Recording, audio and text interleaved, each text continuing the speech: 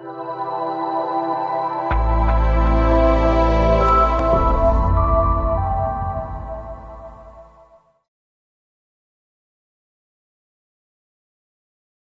good afternoon.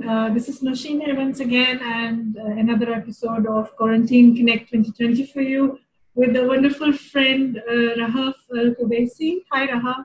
Hi, Nousheen. How are you? I'm good. Yeah, same here, same here. Good and surviving happily. Yes. So Rahaf is a mental health coach. She is also a personal and professional development trainer.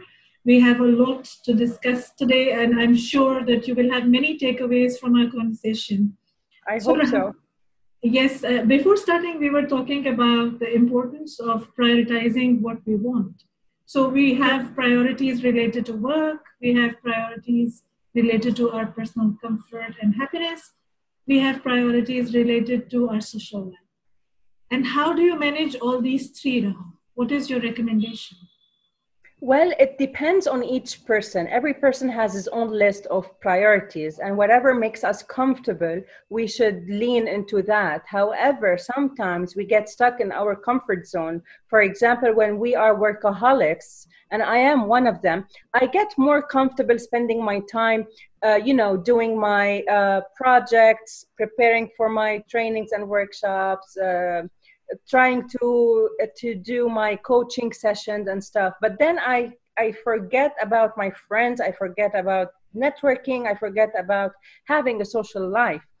So I was just telling you before we start our episode that I learned to value my personal friends more, to value the time spent with people, because at the end of the day, if I don't build those networks and I don't actually take some time to prioritize my relationship with people, I won't have a career as well. So it's a matter of balancing your aspects at life, whether it was work or personal. You have to find the balance, and the balance is different from one person to another. So you are the only person who can actually weigh which is more important and when to actually make it happen. So timing and balance. Timing and balance. I was about to add the last sentence. Yes, it's the timing, because if we are not doing it at the correct time, we might end up adding more effort to make it happen later. Adding more baggage and pressure, and as well you might be distracted. It's very important to train your mind to see what actually matters and listen to it. Our minds or our intuition, they both send us signs and messages. Sometimes we tend to ignore them and do something else which is not adding value to us or might be toxicating us. So it's very important to know which time is for me, or when it's okay for me to take a break, go see some friends, do some activities, and when it's time for me to not distract myself, shut everything down and focus on my work. So timing and balance comes hand in hand. Okay. What are some easy ways to train our mind? Meditation, I find it very useful. For me, I tend to do some guided meditation depending on my mood or depending where I want my mind to go. It's very important to start with the meditation, and it's very important to be consistent. Like for me now, by consistency, I mean to have it at least for 21 days, because that's how long your mind needs to adapt to a new hobby or to a new activity. To break a certain pattern, you need 21 days, and then followed by 90 extra days to make it part of your life. So for me, for example, I do morning meditation once I wake up and before I sleep. And that way, I'm sending my mind messages on the things I wanted to focus on. For example, if I want to, today's theme is about self-care. If I want to value myself more and try to make it easy for myself to adapt to these self-care activities, I choose meditation on that topic, and I send those messages through positive affirmations. So for somebody who has never tried to meditate and send these messages to his mind that self-care is important and he has to love himself more, how can that person start? how can he have a big, let's say, kick into it? It's not easy to break a pattern on your own. So I highly advise that they go to a professional who is either expert on meditation or as a coach like myself. It would be easier for them to have that relationship and to have a starting point that is very clear and actually ready or not ready to be, what's the word that I'm looking for? Appropriate for that person, because sometimes what works for me doesn't work for you. So it would be easier to have someone that he can get through your personality and get through your soul and mind and tick off everything that you need to work on, because self-care as well, it's a very wide issue and topic, and it's also different from one person to another. So maybe self-care looks different to you than it is to me. So meditation is something that requires full focus. You need to disconnect from everything and to actually put yourself in a very quiet and peaceful state of mind and space to be able to do it. At the first 2 or 3 times you're doing it, you might get distracted, you might get bored, you might not see what the results. This is why you need to be consistent and to have guidance. You mean if somebody is not seeing the result even after 3-4 tries into meditation, he has to keep doesn't mean he should give up. He has to keep going consistently every day. It's like working out, but this time you're doing it for your soul and mind. By working out, you cannot expect to have muscles and a sculpted body after 3 times going to the gym. It doesn't happen. It never happened. We wish we did. Or we cannot lose weight by doing a diet for a week. So it's exactly the same with our minds. It didn't happen for me for 3 months. Because your body is different. You need to go to a dietitian so you can see your metabolism, what's the food that you're taking. Some people have to eat 4 to 5 times per day. Some people 2 to 3 times. So it's different. Different for everyone. Yeah. So when you were saying 3 times, I was laughing because I know it's not 3 times. It's much more. Yeah, well, the lockdown is doing some magic. Seriously, yes. Oh, I love all those videos with so many people working out and trying in so many ways. I'm one of them. It's cool. I do it, to be very honest. I'm going to share with you why I'm doing it. I'm doing it to release stress or to release some anxiety sometimes, or to release or to pass time. And I'm finding it a good way to do it. So we like it. We like it because it keeps us motivated. That's good. It's very difficult. Yeah, it's very difficult for me to follow the same routine. When I see you, okay, I'm going to do it.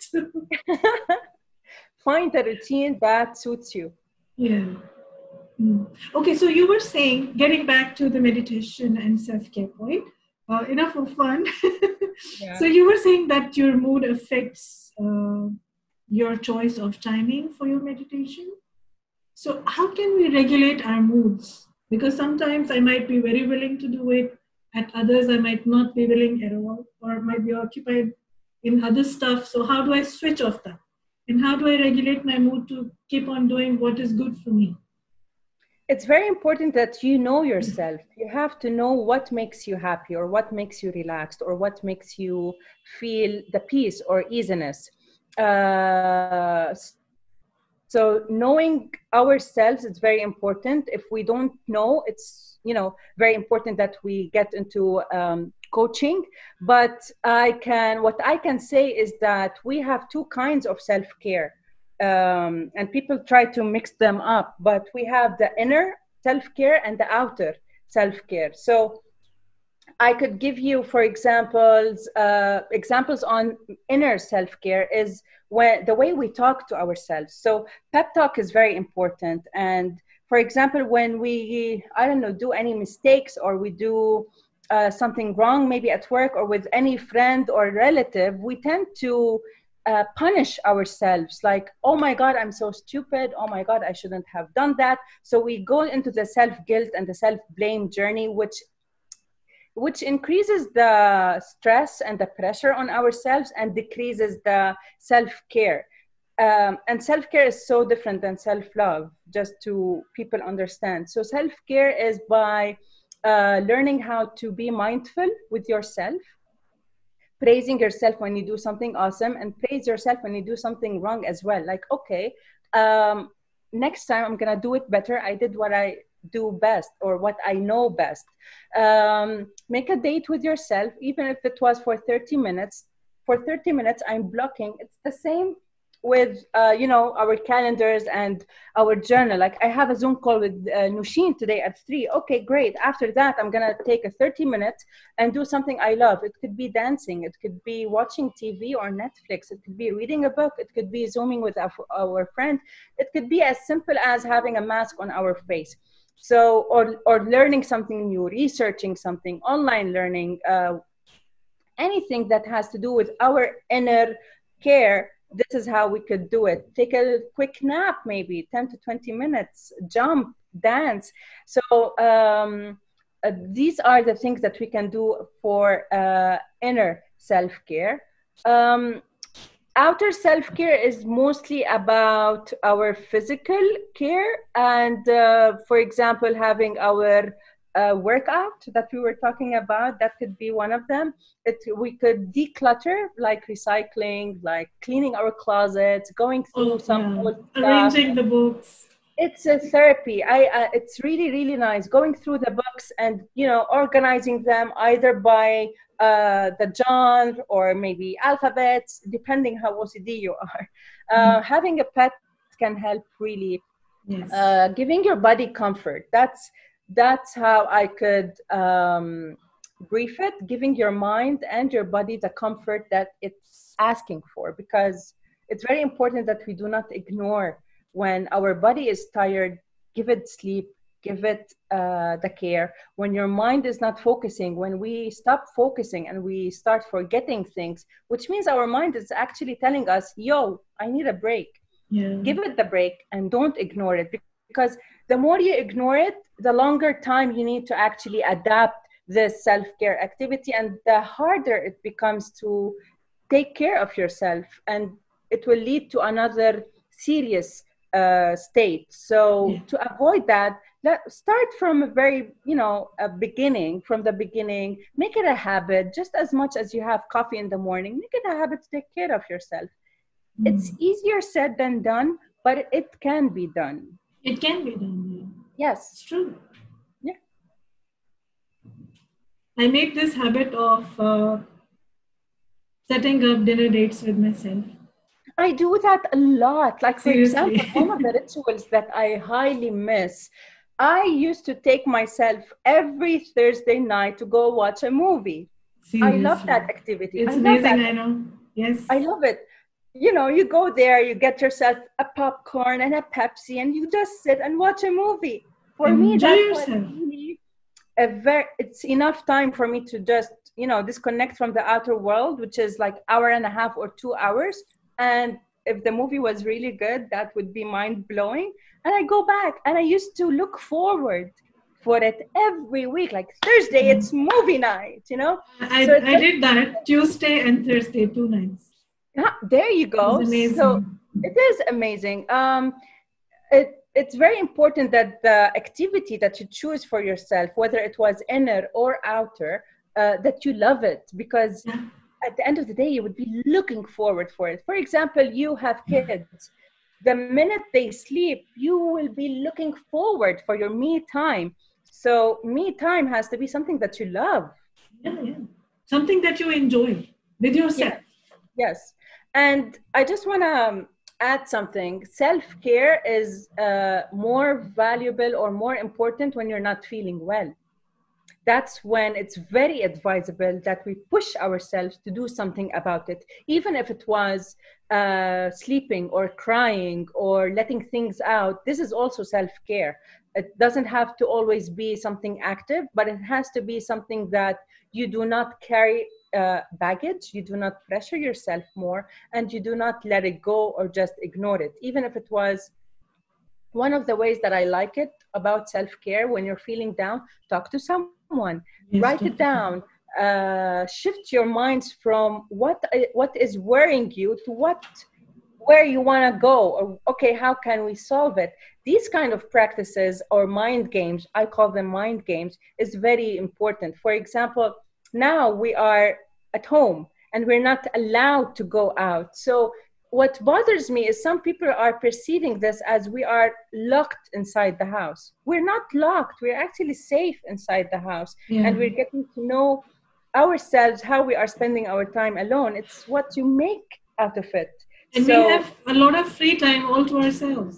A lot of free time. And surprisingly, Nousheen, my days end at 8 p.m., 9 p.m. And, 8 p.m., 9 p.m., I would sit on the couch and I was like, wow, that was a very active day. Because you have to be creative. You have to be productive. And productive is not only work related. No, it's also self-care related. By doing this yoga, meditation, Zoom. Maybe trying a new recipe. Of course. I was asking yesterday everybody if somebody has a new great recipe they tried. Yeah. Definitely. Having a bubble bath, trying out a new lotion, dressing up at home. Come on. So this is our time. This is our time. This is us. Whatever makes you happy, just do it. Don't say, I don't have time for that. Just replace it with, how can I make time for that? Okay, so what do I have? Okay, I could add 30 minutes to do this activity. This is how you start doing your self-care and make it as a daily thing. So many of my colleagues used to ask for a work from home permit from us because there was some family issue sometimes, or they were not well, or they couldn't drive all the way, or the car is broken. Yeah. So yesterday I was telling everybody that this is your long weekend. You can work from home for a very long time and enjoy yourself. And yes, we are all very productive even in this, because we can manage so many things at a time, right? We can have coffee while we're working. We can have so many meetings without going out. And summer is coming. But it's very important to have your own working space at home. Where you cannot be distracted or interrupted, where you feel like working. Like for me, I'm totally against working from bed. I am totally against. You know what I mean? Don't put yourself in no way. Yes, well, some people are doing it. So working from bed is very bad for your mind, your productivity. Automatically, you would feel like you want to sleep or you don't want to. Then your mind associates work with bed. Yeah. And the comforts, for a person like me, who's very receptive, the comforts go. Then I will not associate comfort with bed. I will think about, okay, I will take work to bed. So I'm not, as a person, I never choose to do that. And psychologically, you have to keep the bed for sleeping. Nothing else. Don't work on your bed. Don't, reading a book, fine, before bed is fine. But don't do other activities. Don't eat on your bed. Don't do anything not related to sleeping on bed, because psychologically your mind will start relating other activities to bed. So when you actually want to sleep, you won't be able to sleep. Exactly. And anxiety. It builds anxiety. Exactly. Anxiety, insomnia, stress, depression sometimes. And that is exact opposite of self-care, because once you need to rest your body, you won't be able to do that because your mind thinks that this bed, we could do whatever we want except sleep. So you will not be having the sleep that you deserve. Exactly. So yes, self-discipline is very important. True. So what else? Yeah, that's what I'm thinking now. You talked about dressing up. So how do you select your dresses? And well, it depends on my mood. This is how I pick up my outfits. For example, yesterday I had on my calendar that I was supposed to go for drinks with my friends, and I was like, oh, good times. I'm missing it. So I was like, okay, so let's think, what would I wear if I was really going out with friends for a drink? So I wore a very nice red dress. I fixed my hair, gave it the wet look with big earrings, and I just sat on the couch watching Netflix, but it felt so good. It feels good. I know. Even the colors make a big difference. And they make you feel differently about yourself. Like I spent the whole day yesterday in red. and everybody was commenting. Oh, yes, yes. But It's it very was good. important that you get out of your PJs, because when you are in your PJs, you will automatically feel lazy. You will automatically don't feel like doing anything Yeah. active. And so get out of your PJ, have a shower, have a fast workout if you are still, working from home. Do a 10-minute dance, to, I don't know, talk with your friend, have that, Yeah. positive vibes, and go on with your work. Another good way is to make an Instagram live and have it a go. You will see all those comments that you're receiving and all the people who are interacting with you through the Instagram live are actually motivating you to stay positive and do more, and you will not feel down at For all. me, yeah, for me, it's working well. I am going live every Sunday, like today at 7:30, and we pick one topic related to mental health and we talk about it. And I answer people's questions. Today's topic is about letting go. If you want to join, I do recommend going live, even though many people are doing it with meaning or no meaning sometimes. But it is a very nice. Connecting with people, because when you're sitting at home, for me, I live alone, so it's very important for me to stay connected with people and my friends, and talk to someone. And that is one of the very good ways to do it, either Zoom meetings or going live on Instagram. It's really good. Yeah, going live is a lot of fun. Yes, it is. So how are you managing your work, Rahaf? I know it's personal, but I'm still asking you for a few tips. Since you're a coach, and there are many, many coaches in Dubai who might need your input in sharing some good tips about managing your clients at a time when you're all by yourself and you cannot physically go meet with people. I know there are lots of Zoom meetings, but how do you manage work? How do you help them with their problems? How are you offering solutions apart from the calls? Because obviously there are follow-ups, there are checks and balances. How do you manage your work as a coach? It depends on the clients, to be honest. But most of the time, it's more related to, well, for me, I am a mental health coach. So I help people to deal with their anxiety, to deal with their pressure, with their stress, give them a guided action plan to start doing it in their days. And this is how to unblock their belief systems. So it is a very interesting and exciting way of dealing with my clients. It's mostly linked to Zoom meetings right now. This is how we are doing it for now. I prepare some activities for them. I prepare some guides for them to follow, and we agree on how to follow up. And sometimes I let them go, or I let them take the space that they want, because it's not always it depends on their pace and their capacity to actually do something about it. I share a lot of tips, and I'm doing a lot of complementary sessions to help them as well, to not give them more anxiety on that. So we are wrapping ourselves around it in the best way possible. So there are some sessions, complimentary sessions. And yes, how can we reach you if we want some advice? I can be found on LinkedIn, which is Rahaf Kobeissi, or on my Instagram, Inspiration. And I'm working now on my website. It should be launched very soon, but for now it's on LinkedIn. LinkedIn primarily. Okay, sure, we will share it here. Oh, thank you so much. My pleasure. All right, Rahaf, thank you so much for being with me, honey. It was great talking to you. And I look forward to our dinner dates again as soon as everything is good. Amen. Yeah. Amen to that. And take care of yourselves. I am. And I'm sure everybody else is also doing the same. Perfect. So let's touch base again soon. We can have another Zoom call with some more ideas to share with everyone. Anytime. We'd be happy. Great. Thank you. Have a good day. Thank you, Nousheen. Bye-bye. Bye.